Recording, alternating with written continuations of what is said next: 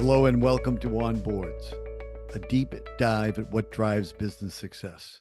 I'm Joe Ayoub, and I'm here with my co-host Raza Shaikh. Twice a month, On Boards is the place to learn about one of the most critically important aspects of any company or organization, its board of directors or advisors, with a focus on the important issues that are facing boards, company leadership, and stakeholders. Joe and I speak with a wide range of guests and talk about what makes a board successful or unsuccessful, what it means to be an effective board member, and how to make your board one of the most valuable assets of your organization. Before we introduce our guest today, we want to thank the law firm of Nutter, McLennan, and Fish, who again sponsored our onboard summit this year and have been incredible partners with us in every way. We appreciate all they have done to support this podcast. Our guest today is Lucie Claire Vincent. Lucie is a global consumer products leader of P&L's Fortune 100 companies, including Colgate-Palmolive and Philip Morris International. She is also an independent board director at Taluna, the leading global insights technology and panel provider, and is co-president of the International Women's Forum, Connecticut. Lucie Claire has lived and worked in multiple countries and continents and has done business throughout the world. She also serves as an advisor to startups in retail technology, consumer goods, and consumer health tech, and is an adjunct professor at New York University School of Professional Studies. Finally, included in her deep educational background, Lucie Claire has a certificate in risk governance and cyber risk governance from the DCRO Institute and is a qualified risk director. We will be discussing that and the work she's done with the DCRO during this podcast. Welcome, Lucie Claire. Thanks so much for joining us today on Boards. Thank you, Joe and Raza. It's a pleasure to be here with you this afternoon. As many of our listeners know, David Koenig, a former guest and longtime friend of On Boards podcast, is the founder of DCRO, the Directors and Chief Risk Officers Institute, which is the global leader in risk governance, education, and credentialing.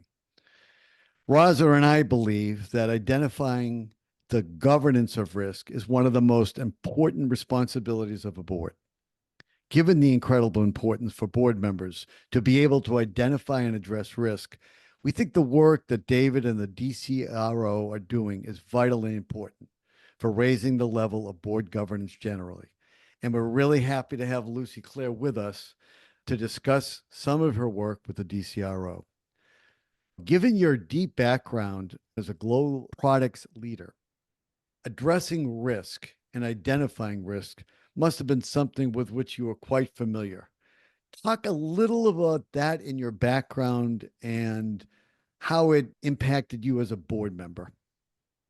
Yes, definitely risk has been always something that I have experienced throughout my career, going from typical product risk, which could be taking care of issues related to products and formulas, to country risks, which could be either political risk, could be weather risk, could be reputational risks, also for a company perspective. So throughout my career, I have experienced in the different countries and continents where I have lived, crisis management, business continuity plans, all these type of risks have been part of how I grew up. And that's why I thought that it was fascinating to complement that experience with what the DCRO Institute offers in terms of education and content. Now, you mentioned when we talked recently that DCO is a partner with women's execs on boards, with which you're very involved. Once you learned of them, what was it that caused or motivated you to qualify for the certificates and ultimately have your qualified risk director's certification? Well, yes, the DCRO partners very well with the women execs on boards. And what it attracted me, it was because of the content, because this program of the DCRO, they have two main certificates. They have one that is the certificate in risk governance, and they have the certificate in cyber risk governance. And I thought that these two programs could help me to broaden and deepen my experience in the area of risk and just complement all what I have grown throughout my career. The good thing about these programs was also the fact that in addition to having the actual content, which I guess that we will probably talk a little bit later about it, but one thing that it appealed me a lot was that they included cohorts. So with the cohorts, in addition to the content, you would be experiencing and sharing ideas and analyzing cases with other board members and C-suite executives that enrich the conversation. And this is in addition of the faculty. The faculty, it's very experienced and they have great content as well. That sounds great. So let's actually walk through the experience, because I think walking through what you did and what was particularly impactful for you would be great. So let's start with, you said you saw the content before you signed up. So Yes. that was on the website, or was it talking to David or other people at the DCRO? Yes, it was a combination. I went to the website, but also I got the brochures. They have brochures which are very thorough in terms of content on what they provide. And obviously they send you also emails and additional information as you may need. And that's what attracted me because, for example, the one in risk governance, it contains 17 lessons. You can go at your own pace, but when you engage into the cohorts, it really incentivize you to keep the pace because the cohorts meet monthly. So if you didn't have the cohorts, you could do it like in a year. But in this case, because of the cohorts, really it goes monthly and you have to work also on business cases. So in that one, I thought that it was really interesting because the topics went in addition to the typical enterprise risk management is a topic that is covered. It covers things like intangible risks. It talks about the legal and regulatory risks. It talks about credit and liquidity risks, planning and resilience, how to engage with the stakeholders. The content is so broad and deep that even though my experience throughout my career has been great, I thought that there are areas that I could deepen the expertise. And that's one of the things that really attracted me. So when you're studying the material, what is it that you're actually receiving from the DCRO? You get enrolled, so you have access to the website. So you have a login, and in that one, then you have the content, which are the lectures. You have a lot of reading materials. You have videos that you go through them, and usually the videos can be half hour. In addition to that, you have the module content, which is like the slides and everything that you have as additional material. But then after that, there is a lot of literature. You can dedicate yourself to read and read and read, and you can go as deep as you want to cover each module. Then at the end of each module, you have an exam. You have to pass the test, and you have to have at least minimum 80%, otherwise you don't pass. And that goes for every module until you get to the end of the program of the 17 sessions. Yeah. And then after you finish all the tests, if you pass them all, then eventually you get the certificate. Sounds pretty comprehensive. It is very comprehensive. It's very thorough. It's strict. And I think it talks very well about the DCRO because they want to make sure that people that get the certificate really go through it properly. And you really get the learning and you really have the knowledge. It's not just going through each chapter. I think that's great. So talk about your cohort. How many were in it? What were their backgrounds like? How did that group work for you? Well, my cohort, in one, I think it was 6, and in the other one, 8, because I also did the cyber. We haven't talked about the cyber risk, but I had different cohort groups, and all of them were board directors. All of them were women that are C-suite and board directors. I had women that were experts in finance. I had, like for me, it was consumer products. There was another one that was a general counsel, and she was expert in real estate. There was another one that was expert in the publishing industry. So it was very diverse group. Another one that was a digital expert. Because of that diversity of industry, diversity of thought, diversity of verticals enriches a lot of the conversation because then you start seeing the risk how you apply that into the program. And then on top of that, the conversation about positive governance in risk taking. And I think that's one thing that differentiates, that's part of the mission of the DCRO Institute, on how we look at positive governance of risk taking. So, how long did the conversations last? How often did you have them with your cohort? The conversations lasted 1 hour, usually 1 hour and a half, and it went every month formally, with like connecting via Zoom and having the sessions. Separately, we had to work on our own because we had to prepare the business cases and we had to answer questions. So it was additional work outside of that, plus the content, obviously, of the program, which that was on an individual basis. Sounds actually like a pretty time consuming. How did you fit that into your very busy schedule? Well, we tried to find spaces of time where we could get together or where we could share information when we had to prepare for the presentations and the cases that we were working on. Sometimes we had to do it via email or just find a space where everybody could work because everybody's agenda was different. But we managed to do it. And since we had the due dates because we had the cohort date, we had to make it work. Sounds great. Be great to hear a little bit about after you finished the courses and got the certification. Talk a little bit about what you think you were able to bring to the boardroom after that. Did you feel different? Was discussion in the boardroom any different at all? Definitely, I felt different in the sense that I felt even more prepared.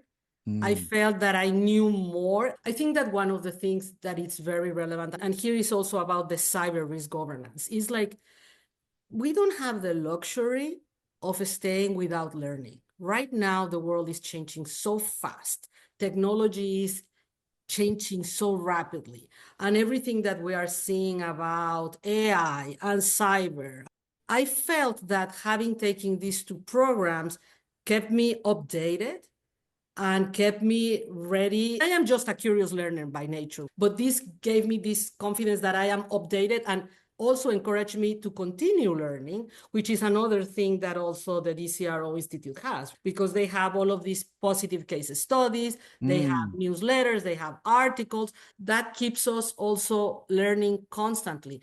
What did I bring into the boardroom? I think that the whole thing about the positive governance in risk-taking, I think is something that changes the way that you see risk, that you see the value creation, that you see a more positive view of risk. That's something that has helped me in how I see the risk governance. That's great. That makes a lot of sense. Thank you. Lucie Claire, in the introduction, we mentioned the Qualified Risk Director designation. Yes. I also went through in the early cohorts through that designation. Talk a little bit about the Qualified Risk Director designation. Yes, the Qualified Risk Director designation, you have to go through a very thorough self-assessment first to be able to be allowed to utilize the designation of Qualified Risk Director. Because the Qualified Risk Director, it would be like an equivalent of Qualified Financial Expert provided by the DCRO Institute. In order for you to get this, you have to fill a self-assessment. In that self-assessment, you have to put all your background, you have to have enough business acumen, you have to have the relevant educational background, you have to have the experience in risk governance and risk management. And in addition to that, it's a very thorough evaluation that they do. That's why it's advisable and better to aspire to do that assessment and potential application for the Qualified Risk Director once you have done the risk governance and the cyber risk governance program, because definitely that content and that learning helps you to even further strengthen the probabilities of getting the Qualified Risk Director. It's not that everyone gets the Qualified Risk Director designation. On top of that, you also have to have some references. They request 3 references that you have to have from people that know you from the time that you have been working to validate your experience. Yeah. What it brings to the board? Well, I think that it brings experts in risk. Right now, we are seeing that on boards, and that part is changing, I guess. But most of the boards still have the risk component inside the audit committee. I think that right now, in the times that we're living, more and more companies are starting to explore the option of having a separate risk committee because of what it implies. So having the QRD, you become a perfect candidate for that committee, and also to bring to the board a very different perspective about risk. It's not just the financial and the reporting, it's all the other aspects of risk and enterprise risk management. I think I also really admire the way you described that similar to the qualified financial expert, there is room, need, and importance for somebody who understands the governance of risk. Yes. And I think the credentialing of qualified risk director provides for that opportunity for the boards to say that we do have at least one, two, or more folks who do understand risk governance a lot better and a lot more formally. In doing so, I think Joe asked you this earlier as well. When you then went to the boardroom, what else did it give you in terms of examples or how it prepared you to have better conversations about risks in the boardroom? Well, I think that in terms of conversations, I would say, like, for example, because of the board that I am in is about technology, and because the business is also a B2B business, the whole conversation about how to engage from like a third party and be ready to provide service to companies on a B2B platform, that's an area that became very, very relevant. The other part is the whole thing about product innovation, how we foresee, how we look forward now that we are dealing with these AI and large language models, that discussion and looking around the corners and making sure that we are really looking into the future for that. That's definitely an area that has helped me to bring the discussion. So that comes top of mind, I would say, right now.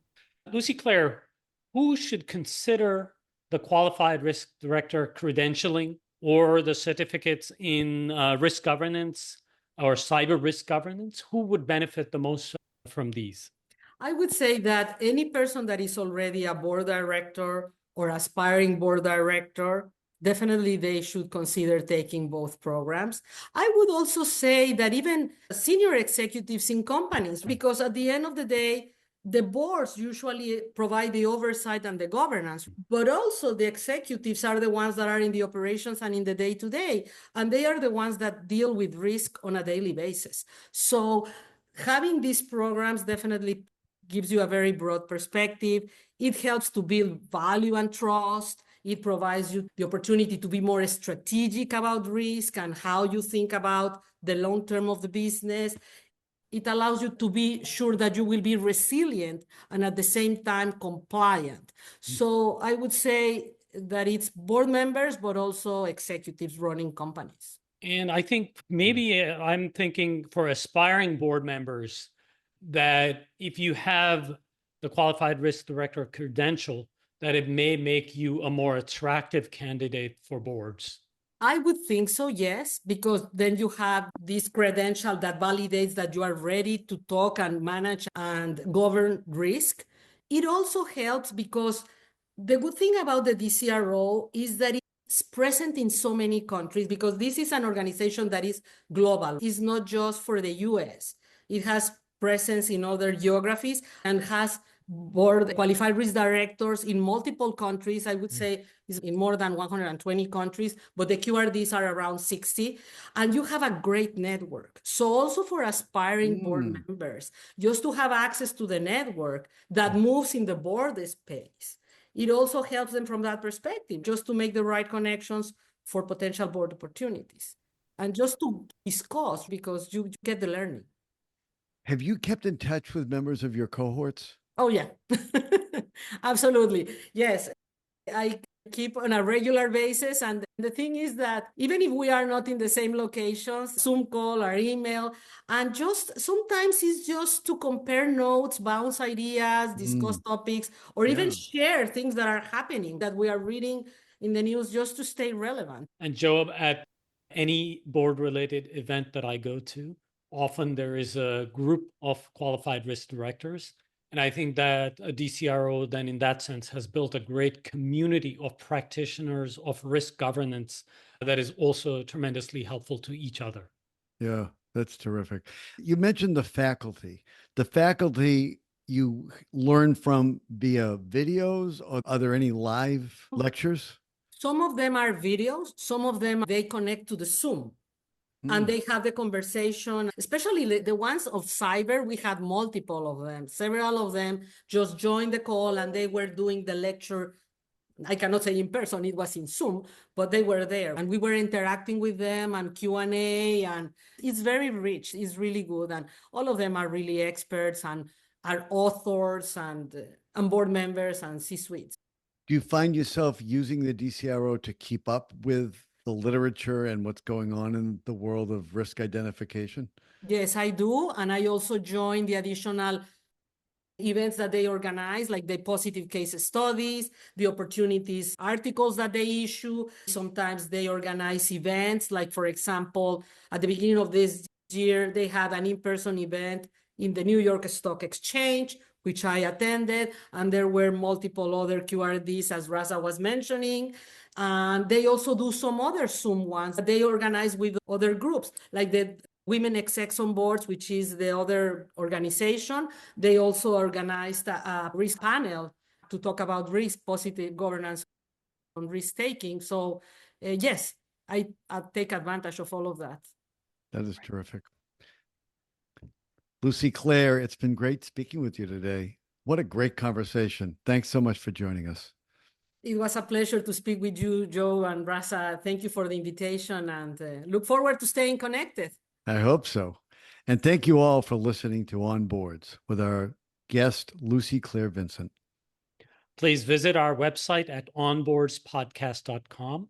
That's onboardspodcast.com. We'd love to hear your comments, suggestions, and feedback.